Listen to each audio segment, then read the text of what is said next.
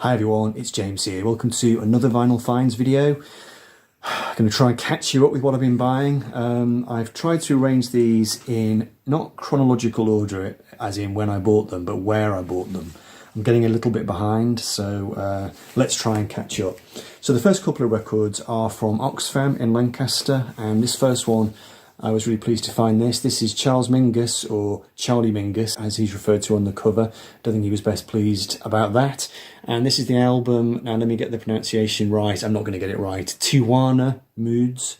And this is a reissue of a 1957 album that in fact wasn't released until 1962, as in the original album, and it does not have the original cover.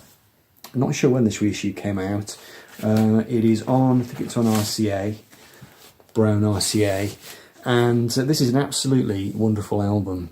Charles Mingus, apparently, it says on the back, all the music in this album was written during a very blue period in my life. I was minus a wife and in flight to forget her with an expected dream in Tijuana. I think he means he went to Tijuana for a holiday.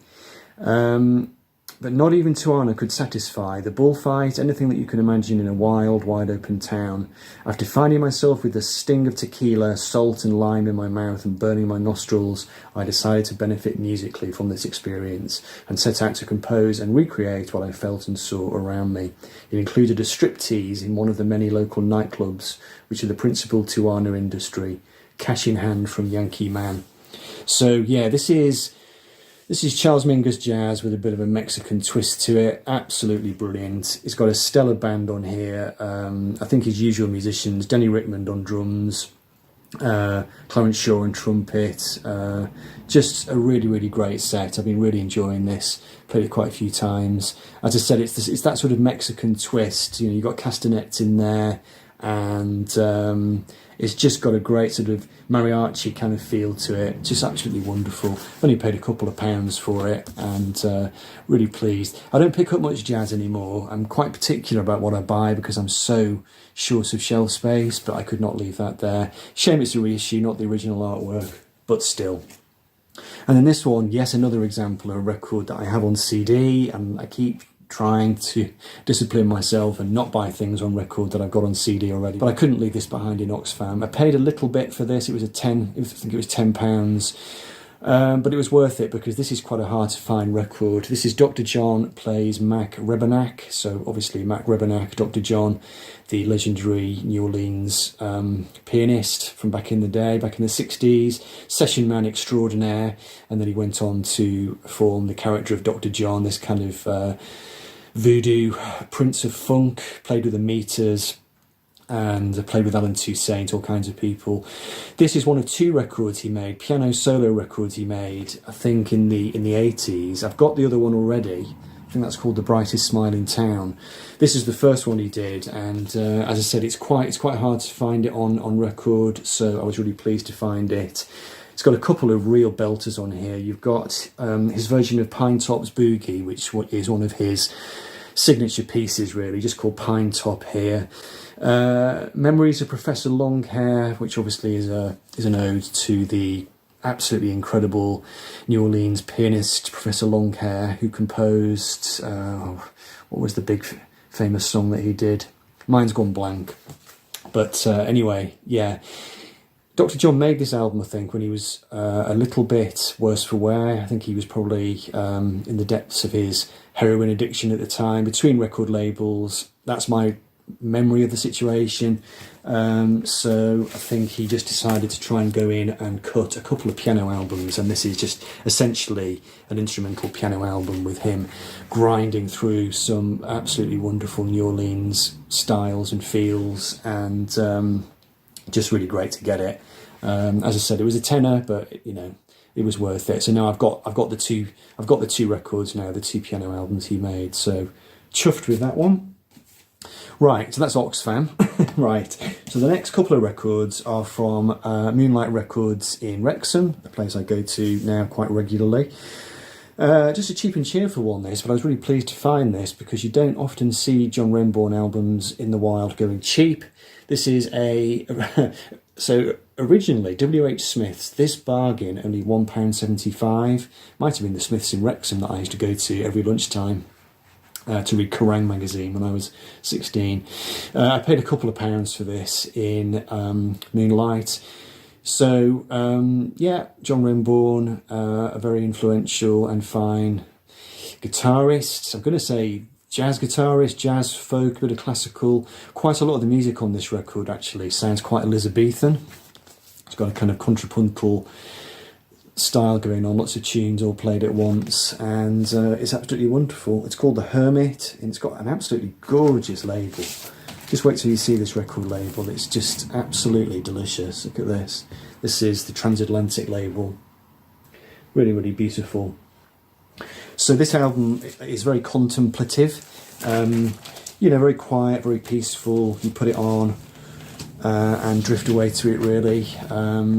Yeah, I've got one other record by him. I think it's a sampler. It's really nice to find this. As I said, you don't tend to see, well, I don't tend to see his albums around, and when I do, they tend to be a little bit pricey, so really good to find that. I can see there, from Smith's originally, it was £3.50, knocked down to £1.75, but anyway, yeah. John Renbourn, The Hermit. Have I got a date for that one? No, I don't. Nice to have.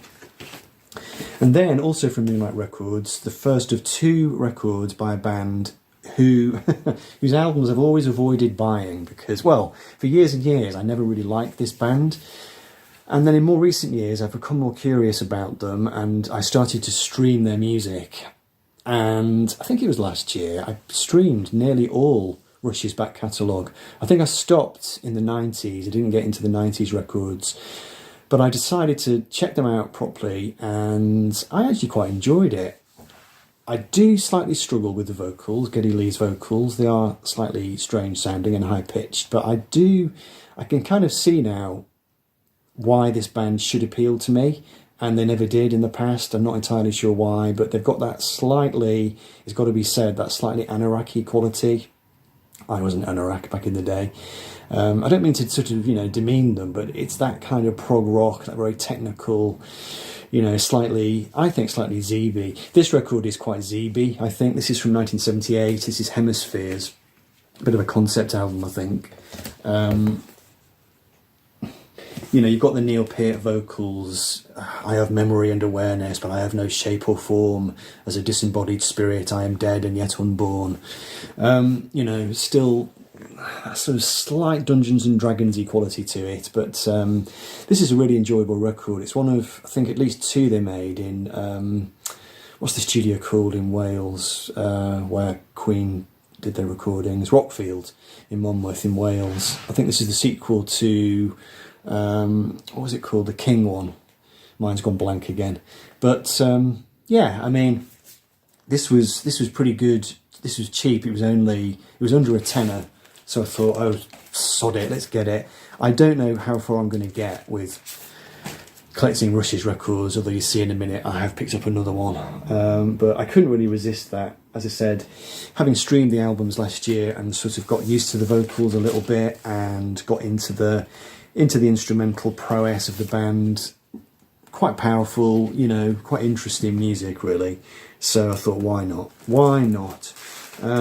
So yeah, that's Hemispheres. The last time I think that they did a side-long track, which is the prelude, Apollo, Dionysus, Armageddon, Cygnus and the Sphere, kind of dream. They're sort of interlinked series of songs. So anyway, Hemispheres from Moonlight Records. And then only a couple of weeks later, I was down at Heightside Records and they had a copy of this going. So I thought, right, get that one as well.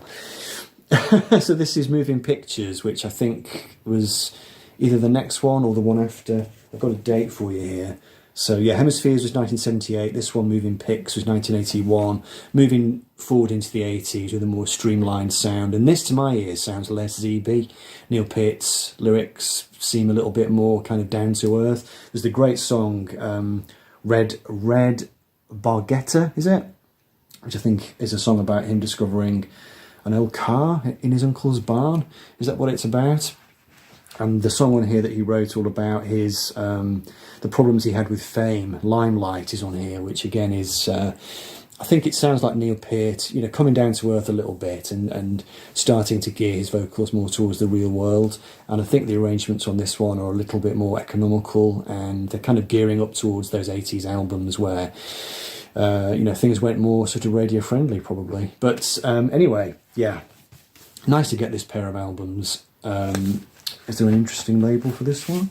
No, just Blue Mercury. Is there an inner? We do have an inner here, I think. Yeah, picture of the band there.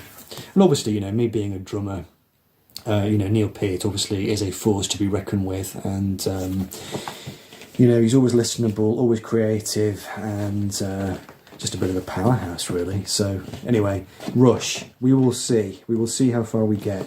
You know, fortunately, the albums are not hugely available, and when they are, they're not always that cheap, so that will hopefully restrain me. But those two were a bargain, so I got them.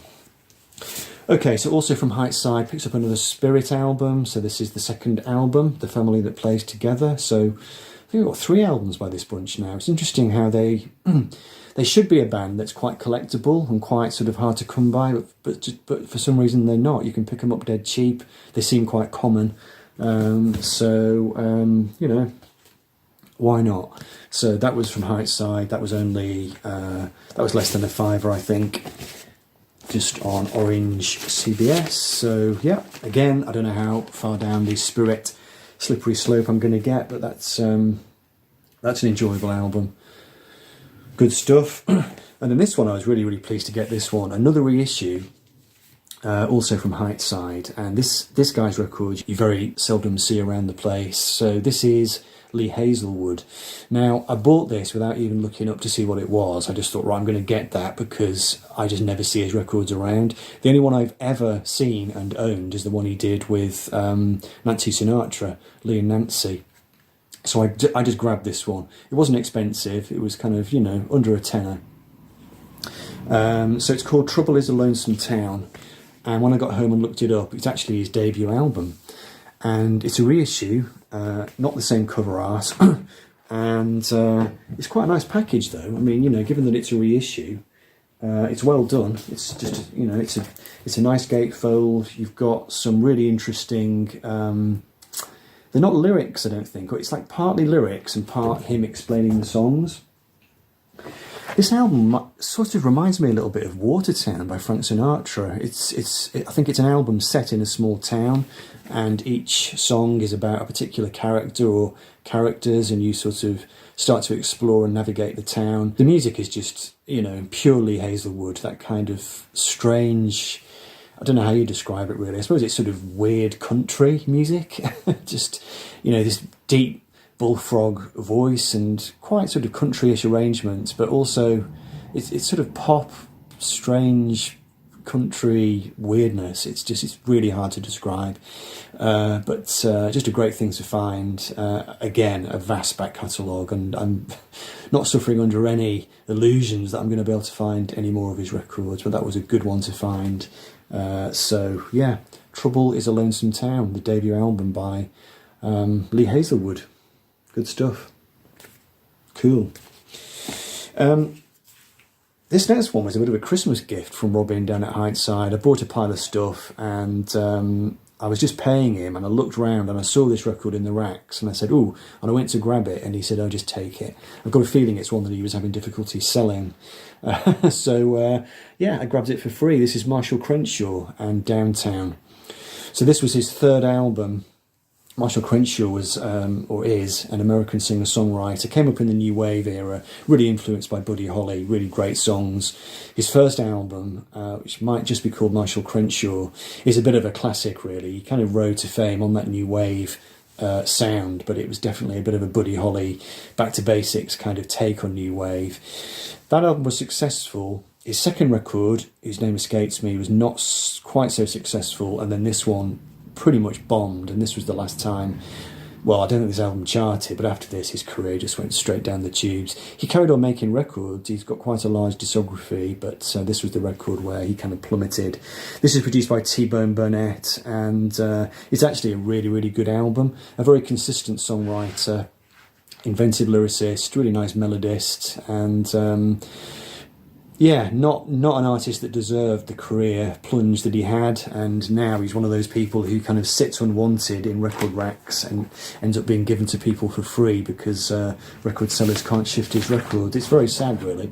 But anyway, yeah, a quality act, deserved better, but hey ho, at least it means his records are cheap, I suppose, to us record fans and record collectors. So anyway, yeah, Marshall Crenshaw, Downtown. Thank you, Robin, at Heightside. That was a really nice gesture to one of your customers. Okay, so two biggies now, and this next one, an artist that I've never bought his records before because they've always been either not there, as in, just, you know, never see them, or if they are there, they're just really expensive and overpriced, so I always sort of avoided them. But I have started to find them now, cheaper. Got this one, Hot Rats, for I think it was £10, maybe £12 down at Heightside. So I thought, oh God, right, I'm going to have to get that. I did used to have this album on CD many years ago, but I didn't really get on with it. So I think I got rid of it. Again, a bit like Rush, I've been streaming his records over the last sort of year or so. I really like some of his music. Some of it is not for me, but I'm kind of exploring and navigating. This is quite an early one, isn't it? This is Hot Rats' second solo album, 1969. This is a reissue. I think it's some kind of early 1970s reissue. I've not been able to track it down. K44078, Bizarre. And yeah, I think it's an early reissue, maybe 1972. There's a couple of different ones, but it's really nice to get this into the collection. I do like it. I think it's a bit, side one's a bit self-indulgent, I must admit. You've got the track that, what's his name, Captain Beefheart sings on, Don Van Vliet sings on Willie the Rimp. Not hugely keen on that one. Sort of Mr. Green Jeans is pretty good, although it's quite self-indulgent. Just a lot of blues guitar, a lot of wiggly blues guitar. The opening track actually is probably my favourite. Peaches on Regalia, more of his, you know, kind of pop side. But then side two's got some good stuff on it. The Gumbo Variations, which is nearly 13 minutes, that's pretty far out. This is a very listenable album, really. I suppose you describe it as psych rock, maybe even going on jazz rock fusion.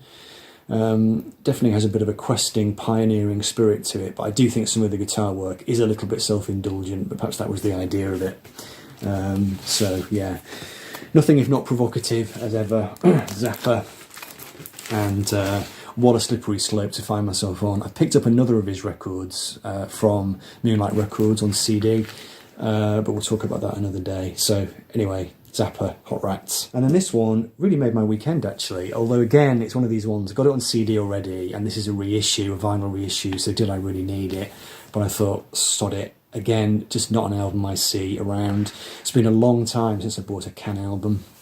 The last one I bought probably was Monster Movies, and it was at least 5 or 6 years ago. This one, Future Days, their fourth album from 1973. One I had on CD back in the 90s. I had this one, Egg Bamiasi, and Tego Mago on CD in the 90s. And this, I think this one, I think it was my favourite one. I had it in the car for a long time. And I think it's one of the more listenable ones. It's not quite so sort of jagged and strange and disconcerting. It's got more of a floaty kind of sound to it. There's some really good sleeve notes, actually. There's a great description of their music on here. Comes with a nice inner.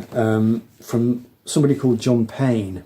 He says, Future Days is an album of distinctly vaporous intensity, which upon each revisit seems to increasingly resemble in countenance and tonnage something like a hovering ocean liner. Yeah, and then he mentions the vocalist Damo Suzuki. This was his last album with the band, I think. The album feels distinctly stamped with his unusual melodic sense.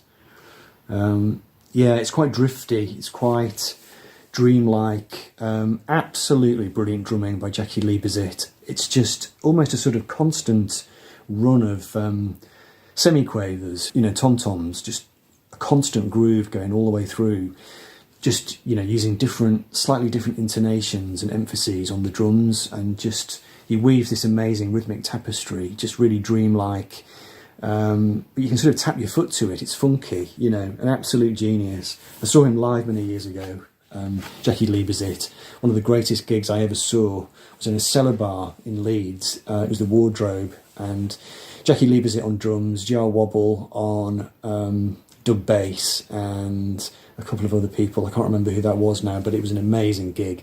And I just so wish that I'd gone up to meet him afterwards, Jackie Liebezit, because he was just taking his drums down at the end. There was no roadies. It was a really small gig, and I thought, shall I just go over and shake his hand? And I didn't. And he died shortly afterwards. So yeah, what a shame. You live and learn. Anyway, Can, Future Days. Really, really pleased to get this. Got a bit of a custom brown label. Sound wise, I've given it a clean. It's a little bit on the crackly side here and there. I'm hoping maybe give it a rinse and do some de-statifying of it will help. But yeah, first listen was a little bit bacon and eggs in places, but I think I can improve it. So anyway, there we go. Future Days by Can. So once again, that has not cleared the inbox. I've got another load of records, another load of British records to show you, and some American ones, come to that. And I've also got a load of jazz fusion records I still need to show. They're sort of lurking in a cupboard. Really great albums actually, but I need to get to them properly and digest them in order to be able to make sense of them. So anyway, that will do for now. Hope you enjoyed the update. Thanks for watching and commenting. It is appreciated. And yeah, I'll see you next time.